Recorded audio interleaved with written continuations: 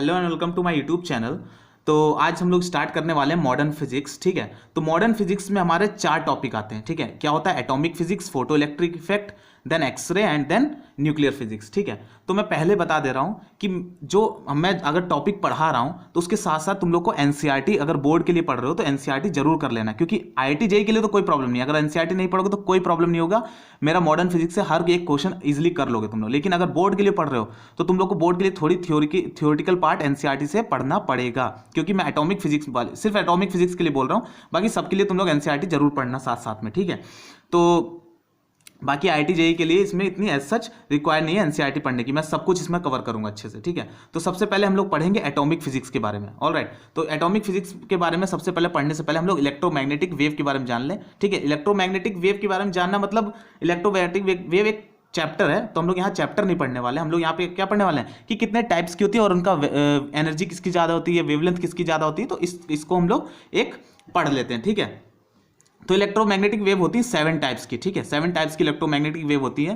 पहली कौन सी है? Radio wave, then micro, then infrared, then visible आता है। ठीक है, visible, then ultraviolet, x-ray, then gamma ray. मतलब ये जो मैं ऑर्डर लिख रहा हूँ ये एनर्जी इंक्रीजिंग की तरफ लिख रहा हूँ। मतलब गामा रे की सबसे ज़्यादा एनर्जी होती है, एक्सरे की उसके बाद, फिर अल्ट्रावायलेट, फिर विजिबल, फिर इंफ्रारेड, फिर microwave, radio wave. Radio wave की एनर्जी सबसे कम होती है। ठीक है, अच्छा, एनर्जी और लैम्डा के बीच में रिलेशन जानते हो, ई इक्वल्स टू क्या होता है? S C by lambda. E equals to S C by lambda. अब लैम्डा जिसका सबसे कम उसकी एनर्जी सबसे ज्यादा, मतलब गामा का लैम्डा सबसे कम होगा, मतलब गामा की जो वेवलेंथ होगी वो सबसे कम होगी, एक्सरे की उससे थोड़ी सी ज्यादा होगी। तो सबसे ज्यादा किसकी होगी? यहां पर एनर्जी सबसे कम रेडियो वेव की, मतलब रेडियो वेव की एनर्जी सबसे कम है, तो इसका मतलब लैम्डा मतलब वेवलेंथ सबसे ज्यादा होगी। ऑल राइट, तो वेवलेंथ किस फॉर्म में होती है कि 10⁻⁻1 से 10⁻2 के अप्रॉक्स होती है। माइक्रोवेव में क्या होती है? 10⁻3 मीटर टू 3 इंटू 10⁻1 मीटर के अप्रॉक्स। ठीक है, तो ये सब याद नहीं करना है, ये चीज हमको याद नहीं करना है, बट एक हमको ऑर्डर पता होना चाहिए। ठीक है, तो ये इंफ्रारेड की क्या होती है? 8 इंटू 10⁻7 से 5 इंटू 10⁻3 मीटर तक। ठीक है, अब विजुअल तुम लोग बचपन से पढ़ते हो, बचपन मतलब 9th-10th से पढ़ते हो आ रहे हो कि हम लोग याद कैसे करते हैं? विब ग्योर करके याद कर लेते हैं कि ये violet, indigo, blue, green, yellow, orange and red. ठीक है, और ये भी जानते हैं कि रेड की वेवलेंथ सबसे ज्यादा होती है। हम लोग अगर 9th-10th में अगर ध्यान दिए होगे तो रेड की जो वेवलेंथ होती है वो सबसे ज्यादा होती है। ठीक है, और वॉयलेट की वेवलेंथ सबसे कम होती है। तो एनर्जी बताओ, रेड की एनर्जी सबसे कम होगी और वॉयलेट की एनर्जी सबसे ज्यादा होगी इस पार्टिकुलर स्पेक्ट्रम में, मतलब जो विजिबल स्पेक्ट्रम है इसमें हमारी रेड की जो वेवलेंथ होगी सबसे ज्यादा होगी और वॉयलेट की वेवलेंथ सबसे कम होगी, मतलब एनर्जी वॉयलेट की ज्यादा होगी और रेड की एनर्जी कम होगी। तो मैं किस फॉर्म में लिखूं? क्या मैं इस फॉर्म में लिखूंगा? अगर मैं ऐसे लिख दूं, यहां पर विजिबल को इस फॉर्म में लिख दूं विब ग्योर के, तो ये तो वॉयलेट की एनर्जी सबसे कम हो जाएगी, क्योंकि इधर तो एनर्जी कम है, आगे एनर्जी ज्यादा, तो मैं उल्टा लिखूंगा रॉय जी बिव करके। ठीक है, रेड की वेवलेंथ सबसे ज्यादा, वॉलेट की एनर्जी सबसे ज्यादा। ठीक है, तो इस फॉर्म में लिखूंगा। तो इसका जो वो होता है 4 इंटू 10⁻7 से लेकर 7 इंटू 10⁻7 मीटर, सॉरी हाँ मीटर तक। ठीक है, अच्छा वेवलेंथ कौन सी? अच्छा 10⁻, पहले इसको नैनोमीटर में कन्वर्ट कर लो। नैनोमीटर क्या होता है? 10⁻9, यहाँ 10⁻7 है, तो कितना हो जाएगा? 400 नैनोमीटर हो जाएगा टू 700 नैनोमीटर हो जाएगा। अब अच्छा 700 नैनोमीटर किसका होगा और 400 नैनोमीटर किसका होगा? जाहिर सी बात है, रेड की ज्यादा होती वेवलेंथ, तो 700 नैनोमीटर किसका होगा? रेड का होगा, और 400 नैनोमीटर किसका होगा? वॉयलेट का होगा। इन दोनों पार्टिकुलर वैल्यू को तो एटलीस्ट याद रखना ही रखना है। ठीक है, अल्ट्रा वॉलेट के लिए 10⁻8 से 4 इंटू 10⁻7 होती है, तो बहुत कम हो जाती है। गामा रे के लिए तो वेवलेंथ बहुत ज्यादा कम होती है। ऑल राइट, तो इतना हम लोग को एक ये आइडिया रखना है, ये जो तुम्हारा ये डायरेक्शन है, मतलब रेडियो वेव, उसके बाद माइक्रो, उसके बाद एनर्जी इंक्रीजिंग जो ऑर्डर है वो इस तरीके से फॉलो होता है। ठीक है, तो हम क्या बना सकते हैं? हम बोल सकते हैं कि minimum energy wave is called radio wave. Radio wave के पास सबसे कम एनर्जी होती है, तो minimum energy wave is called radio wave, and gamma wave has maximum energy. तो मैक्सिमम एनर्जी किसके पास होती है? गामा वेव के पास कितनी मैक्सिमम एनर्जी होती है। ऑल राइट, तो इतना हम लोग को इतना दिमाग में रखना ही रखना है। तो अगर मैं वेव के फॉर्म में बनाऊं तो कैसे बनाऊंगा? यहां वेवलेंथ सबसे ज्यादा, तो इस तरीके से बनाऊंगा, वेवलेंथ रिड्यूस होती जा रही है, ध्यान से देखना, वेवलेंथ रिड्यूस होती जा रही है। ठीक है, ये वेवलेंथ रिड्यूस होती चलेगी। और भी मतलब मैंने थोड़ा इतना एक्यूरेट नहीं बनाया, यहाँ रेडियो वेव की वेवलेंथ सबसे ज़्यादा, फिर माइक्रोवेव की, उसके बाद इंफ्रारेड, फिर विजुअल लेंथ, फिर विजुअल, फिर अल्ट्रावायलेट, फिर एक्सरे, फिर गामा। ठीक है, वेवलेंथ होती क्या है लिख देता हूँ मैं। तो एक क्रस्ट एंड एक ट्रफ को हम लोग क्या बोलते हैं, एक सिंगल वेव बोलते हैं, ठीक है। जैसे ये है, ये हमारा हो गया एक क्रस्ट और एक ट्रफ, ठीक। जो मैक्सिमम पॉइंट होता है उसको क्रस्ट बोलते हैं और जो मिनिमम होता है उसको ट्रफ बोलते हैं, ठीक। तो यहाँ पर वेवलेंथ क्या होगी, एक कंप्लीट वेव की जो ये जो लैम्डा यहाँ से लेकर यहाँ तक, इसको हम क्या बोलते हैं, वेवलेंथ बोलते हैं, ठीक है। इसको हम एक सिंगल वेव बोलेंगे और इसका जो साइज है कितना है, लैम्डा है, इस लैम्डा को क्या हम बोलते हैं, वेवलेंथ बोलते हैं। ऑलराइट, तो इसको हम क्या बोलेंगे, वेवलेंथ बोलेंगे। नेक्स्ट पॉइंट क्या है कि a single wave pulse is also called a photon. ये हम लोग फोटो इलेक्ट्रिक इफेक्ट में पढ़ेंगे। एक सिंगल वेव पल्स हमारा किसकी तरह बिहेव करता है, एक फोटोन की तरह बिहेव करता है। और फोटोन के पास एनर्जी कितनी होती है, एनर्जी स्टोर्ड इन फोटोन होती है E equals to SC by lambda. Alright, तो यहाँ पर SC की जो वैल्यू होती है, H होता है प्लैंक कांस्टेंट, C होता है हमारा स्पीड ऑफ लाइट। तो इसकी जो SC की वैल्यू हमको याद रखनी है 1242 okay electron volt newton metre. ये यूनिट के साथ याद रखनी है हमको। ये हमारा पूरे मॉडर्न फिजिक्स में हर जगह यूज आएगा। SC equals to 1242 electron volt nanometre. Alright, तो यहाँ पर अच्छा 1 इलेक्ट्रॉन वोल्ट क्या होता है, 1 इलेक्ट्रॉन वोल्ट होता है 1.6 इंटू 10⁻⁹ जूल। ये भी याद रखना है हमको। ऑलराइट, तो हमको ये दोनों पॉइंट्स अच्छे से याद रखना है। अच्छा, हमको ये मिल गया कि एक फोटोन के पास इतनी एनर्जी होती है, कितनी होती है, E equals to SC by lambda. तो मैं अगर कहूँ रेड के पास मैक्सिमम वेवलेंथ होती है, हमने देखा रेड के पास कितनी होती है, मैक्सिमम वेवलेंथ होती है। रेड की जो वेवलेंथ होती है सबसे ज़्यादा होती है। हमने यहाँ देखा था रेड की वेवलेंथ 700 नैनोमीटर, सबसे ज़्यादा मतलब विजिबल में, ठीक है, 700 नैनोमीटर होती है। ऑलराइट, और वायलेट की वेवलेंथ सबसे कम होती है। तो रेड की एनर्जी सबसे कम होगी, वायलेट की एनर्जी सबसे ज़्यादा होगी। तो वो एनर्जी निकाल के देखते हैं एक बार। तो एनर्जी कैसे निकालेंगे, हमको फॉर्मूला पता चल गया, E इक्वल्स टू क्या होता है, SC बाई लैम्डा। ऑलराइट, तो E क्या होगा, अगर मैं इसके लिए निकाल रही तो SC की वैल्यू मैंने बता दी 1242 इलेक्ट्रॉन वोल्ट नैनोमीटर। ओके, सो यहाँ पर लैम्डा कितना होगा, लैम्डा मैंने बताया रेड के लिए कितना है 700 नैनोमीटर से नैनोमीटर यूनिट कट गई, बचे एनर्जी किसके फॉर्म में आएगी, इलेक्ट्रॉन वोल्ट के फॉर्म आएगी। तो कितनी आएगी, E इक्वल्स टू जब इसको काटेंगे तो 1.77 इलेक्ट्रॉन वोल्ट आ जाएगी। तो जो रेड का फोटोन होगा उसके पास एनर्जी कितनी होगी, 1.77 इलेक्ट्रॉन वोल्ट। तो मैं ER लिख देता हूँ इसको। ऑलराइट, अगर वॉयलेट फोटोन के पास एनर्जी देखें तो EV कितना होगा, SC बाई लैम्डा।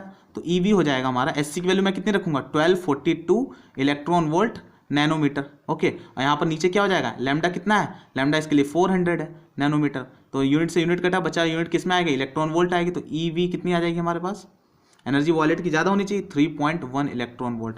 तो वॉयलेट लाइट के पास कितनी एनर्जी होती है, 3.1 इलेक्ट्रॉन वोल्ट। और रेड फोटोन के पास कितनी एनर्जी होती है, 1.77 इलेक्ट्रॉन वोल्ट। मतलब ये फोटोन के टर्म्स में याद करना कि अगर वॉयलेट फोटोन आ रहा है तो उसके पास एनर्जी कितनी होगी, 3.1 इलेक्ट्रॉन वोल्ट। अगर रेड फोटोन आ रहा है 1.77 इलेक्ट्रॉन वोल्ट। तो मतलब अगर बीच का कोई फोटोन आ रहा है जैसे येलो ऑरेंज, तो इन दोनों के बीच की एनर्जी होगी, क्योंकि मैक्सिमम किसके पास है, वॉयलेट के पास, मिनिमम किसके पास है, रेड के पास। तो बीच में कोई भी कलर का फोटोन आएगा, उनके पास जो एनर्जी होगी वो इनके बीच में कुछ लाई करेगी। ऑलराइट, इतना क्लियर है।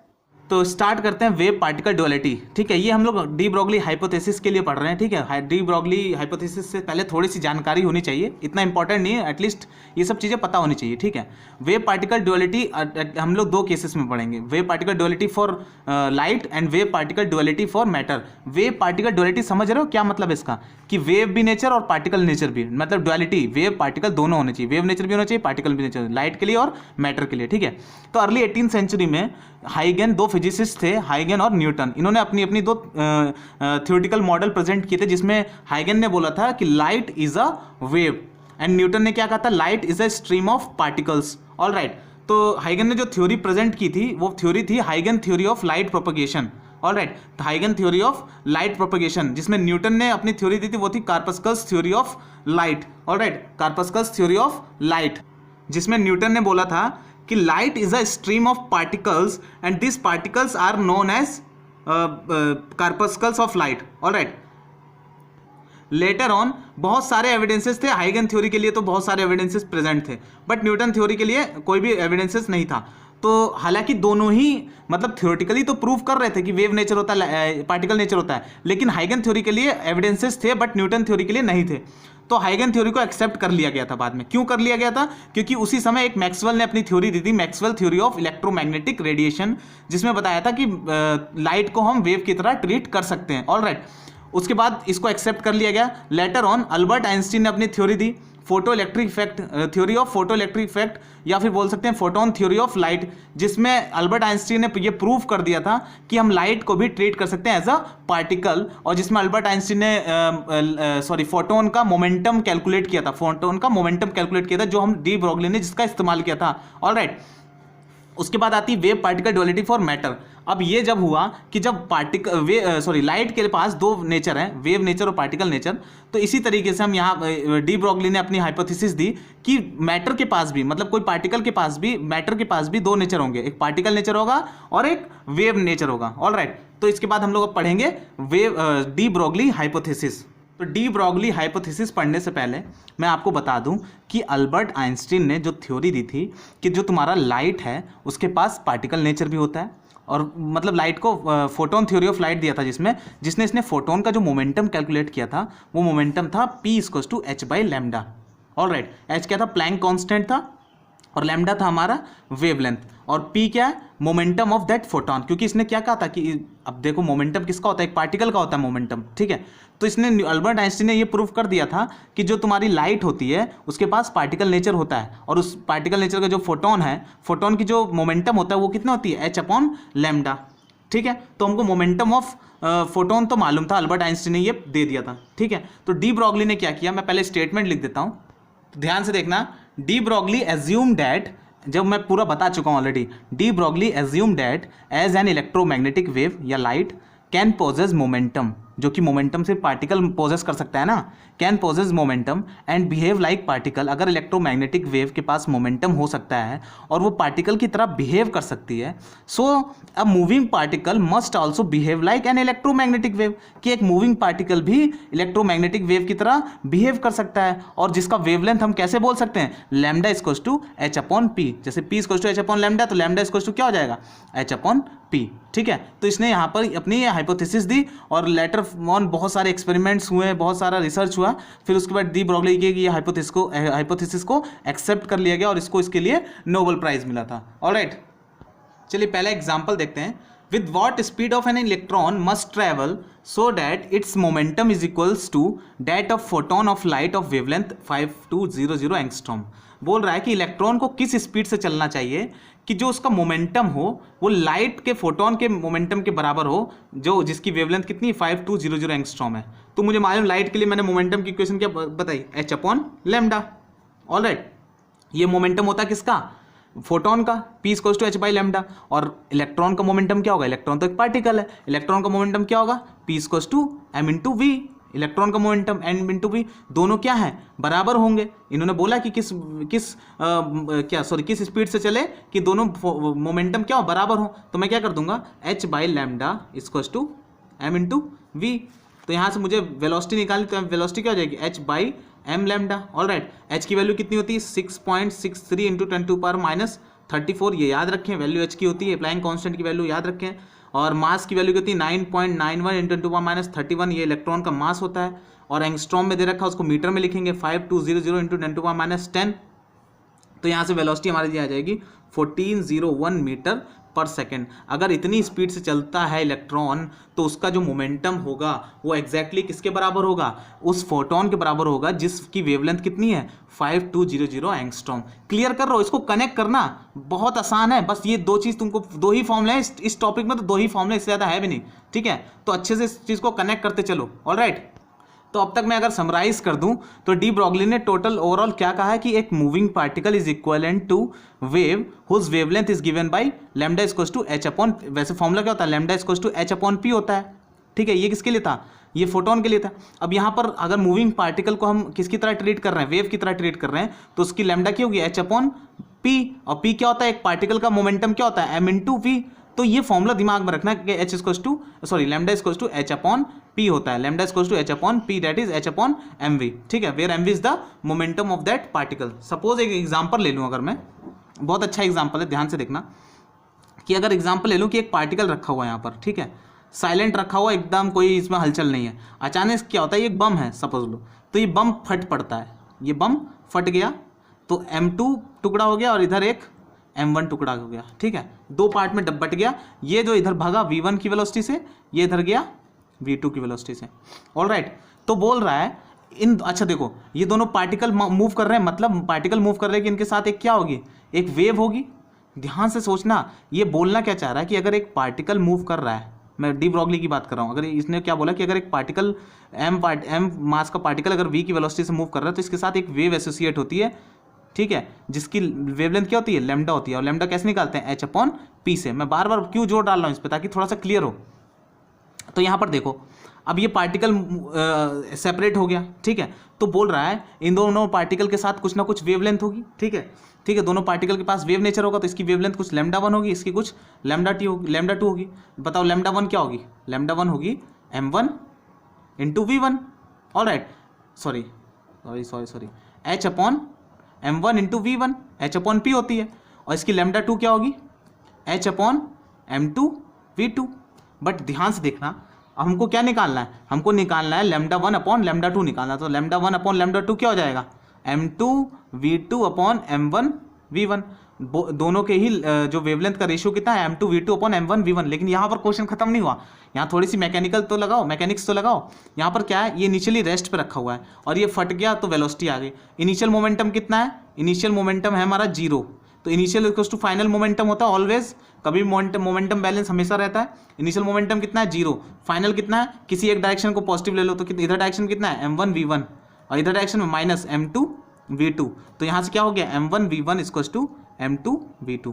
तो इसकी वैल्यू दोनों बराबर है, तो इन दोनों का रेशियो क्या आएगा, 1 आएगा, लैम्डा 1 इक्वल्स टू लैम्डा 2 आएगा। ऑलराइट, तो ये एग्जाम्पल बहुत अच्छा है, ठीक है, आगे बढ़ते हैं। अच्छा, हम काइनेटिक एनर्जी के फॉर्मूला जानते हैं। काइनेटिक एनर्जी का फॉर्मूला क्या होता है, हाफ mv स्क्वायर। अगर मैं m से मल्टीप्लाई करूँ, m से डिवाइड करूँ तो K E equals to half m square v square upon m। Alright, mv क्या होता है, मोमेंटम, तो ये क्या हो जाएगा, हाफ p स्क्वायर अपॉन, ये mv क्या होता है, मोमेंटम होता है, तो स्क्वायर हो जाएगा p स्क्वायर बाई m। तो p square by 2m, kinetic energy को हम p स्क्वायर बाई 2m भी लिख सकते हैं, ठीक है, काइनेटिक एनर्जी को हम p स्क्वायर बाई 2m भी लिख सकते हैं। ऑलराइट, ये आगे यूज होता है बहुत ज़्यादा, ठीक है, इतना क्लियर है।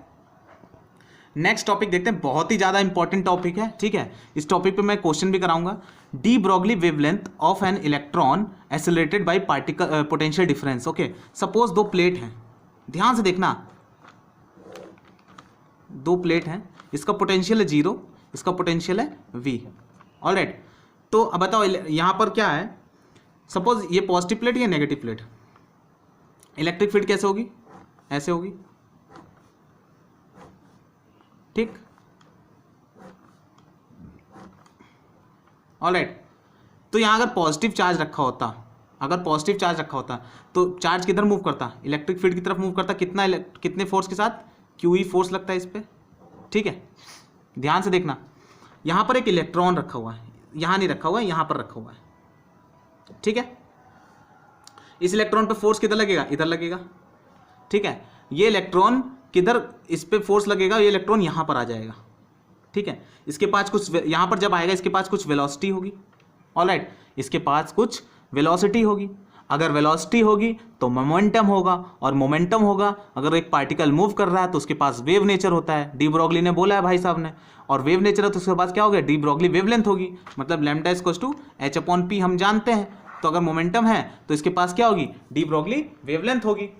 ऑलराइट, तो याद रखो कि जब एक इलेक्ट्रॉन को एक पोटेंशियल, अच्छा पोटेंशियल डिफरेंस कितना है, डेल्टा वी कितना हमारा, बोलो, डेल्टा वी है v, अरे v माइनस 0, यहाँ पर 0 यहाँ v है, तो डेल्टा वी कितना है, v के बराबर, पोटेंशियल डिफरेंस कितना है, v।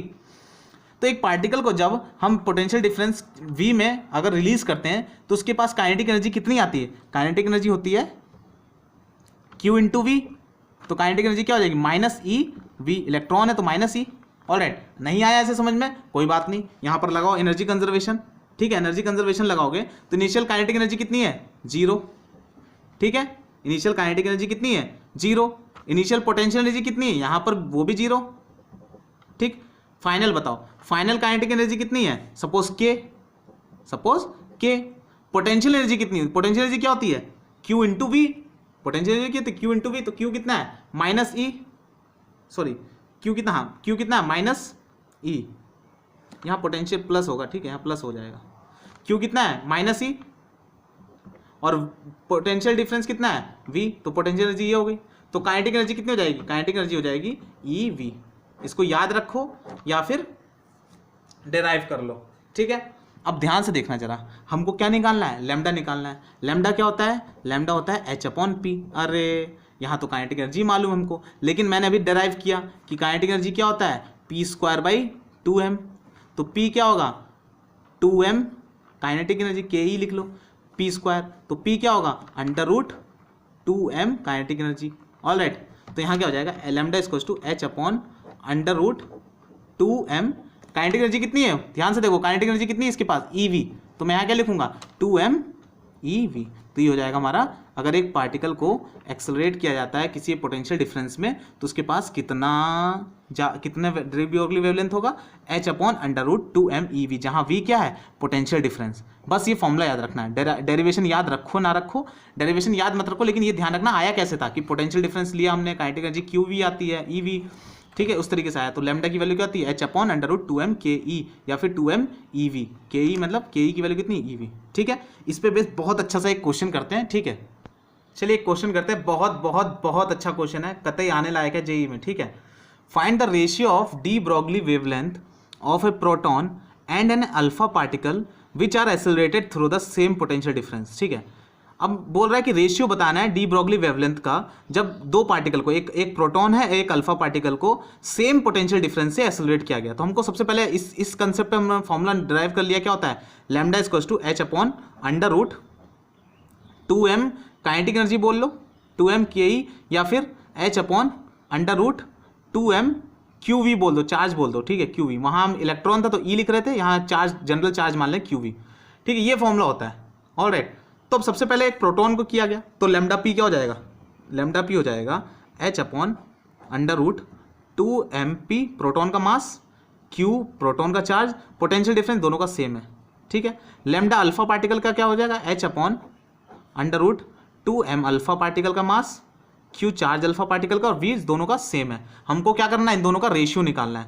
तो लैम्डा क्या करना है, लैम्डा P/लैम्डा अल्फा निकालना। तो क्या हो जाएगा H कट जाएगा, बचेगा ऊपर जा जाएगा अल्फा वाला 2m alpha Q alpha V, all right. नीचे क्या जाएगा √2mp QP V, ठीक है। एक ही रूट में लिख सकता हूँ, V दोनों का सेम है, दोनों कट जाएगा तो बचेगा क्या 2 भी कट जाएगा, बचेगा m alpha Q alpha upon MP QP। अब ध्यान रखना कि जो मास ऑफ अल्फा पार्टिकल होता है और मास ऑफ प्रोटॉन होता है, मास ऑफ अल्फा पार्टिकल जो होता है वो 4 टाइम्स होता है मास ऑफ प्रोटॉन, ठीक है। ये सब चीज़ें दिमाग में नहीं होंगी तो फिर क्वेश्चन अटक जाएंगे, ठीक है। मॉडर्न फिजिक्स के लिए ये सब चीज़ें छोटी छोटी चीज़ें याद होनी चाहिए, ठीक है। और जो चार्ज ऑफ अल्फा पार्टिकल होता है वो होता है 2 टाइम्स चार्ज ऑफ प्रोटॉन, ये भी याद होना चाहिए।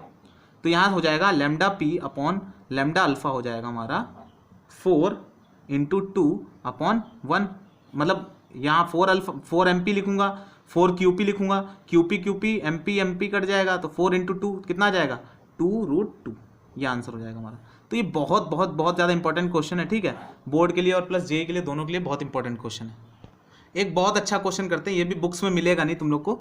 An electron of mass m, एक इलेक्ट्रॉन है जिसका मास m है और चार्ज कितना है E है, वो रेस्ट पे रखा हुआ है, उसको एक्सेलरेट कर दिया गया कांस्टेंट इलेक्ट्रिक फील्ड से, ठीक है। Constant electric field E suppose है, इसे एक्सेलरेट कर दिया गया। The rate of change of its de Broglie wavelength of this electron at time t is. तो क्या ना, किसी चीज़ का भी अगर रेट ऑफ चेंज निकालना तो सबसे पहले वो निकाल लो जिस चीज़ का रेट ऑफ चेंज निकालना है। हमको वेवलेंथ डी ब्रोगली वेवलेंथ निकालनी पड़ेगी। अगर हमको क्या निकालना है, लैम्डा निकालना, फिर डी लैम्डा बाई dt निकालना है हमको। तो सबसे पहले लैम्डा निकालना पड़ेगा। तो लैम्डा क्या होता है H/P, ठीक है। तो P निकालना, हमको मोमेंटम निकालना है, ऑलराइट। अच्छा फोर्स क्या होगा, हमको यहाँ अगर एक चार्ज रखा हुआ रेस्ट पे E, अगर इस पर इलेक्ट्रिक फील्ड प्रोड्यूस कर दे, इलेक्ट्रिक फील्ड में रख दे रहे हैं तो फोर्स कितना लगता है इस पर E × E लगेगा, QE लगता है फोर्स, ठीक है। और मोमेंटम क्या होता है फोर्स × टाइम, मोमेंटम यही तो होता है, ठीक है, फोर्स × टाइम। तो मोमेंटम हो जाएगा, फोर्स हो जाएगा E × T, ऑलराइट। तो यहाँ लैम्डा हो जाएगा H/E T, ठीक है। तो डी लैम्डा बाई dt क्या हो जाएगा, डी लैम्डा बाई dt हो जाएगा हमारा H/ -1 आएगा, हम डी मॉड वैल्यू लेंगे तो वो आ जाएगा हमारा E ई टी स्क्वायर। अरे भाई ये सब कांस्टेंट है, 1/t का डिफरेंशिएशन क्या होता है, -1/t स्क्वायर, तो ये आ जाएगा हमारा आंसर। ठीक है, ये भी क्वेश्चन बहुत ज़्यादा इंपॉर्टेंट। ठीक है, तो डी ब्रॉगली के लिए इतना सफिशियंट है। ठीक है, क्वेश्चन लगाना है डी ब्रॉगली वेवलेंथ जहाँ दिखे, मतलब एटॉमिक फिजिक्स में तुम लोग को दिखेगा अच्छा सा। ठीक है, एनसीईआरटी जरूर पढ़ते रहना। ठीक है, मेरे सारे लेक्चर्स फॉलो करना। मॉडर्न फिजिक्स के आईआईटी जेईई हो, चाहे बोर्ड हो, चाहे जेईई मेंस हो, कोई भी किसी भी लेवल के क्वेश्चन इजिली होंगे, बहुत मतलब आसान हो जाएगा। ठीक है, तो चैनल को सब्सक्राइब करना और वीडियो को लाइक करना, शेयर करना, और अगर कहीं प्रॉब्लम है तो कमेंट जरूर करना। Thanks for watching this video.